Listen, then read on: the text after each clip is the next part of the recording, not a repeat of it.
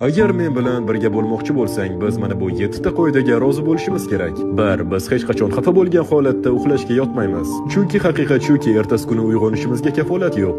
2. Xafalik va beqarorlikka yo'l qo'ymaymiz.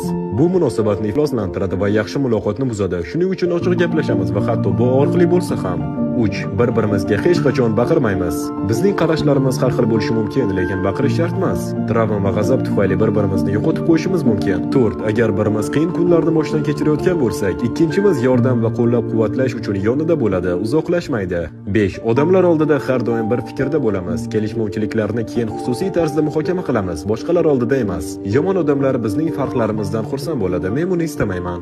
6. Har doim bir-birimizga men seni sevaman deymiz va ayniqsa buni amalda ko'rsatamiz, chunki men oddiy xonadosh bo'lib qolishni istamayman. Va nihoyat 7. Bu men uchun eng muhimi. Xudo bizning munosabatlarimizning markazi va asosi bo'lishi kerak. Agar yuqoridagilarning barchasiga qo'shilsangiz, kommentariyada bitta 100 raqam emojisini qoldirib keting.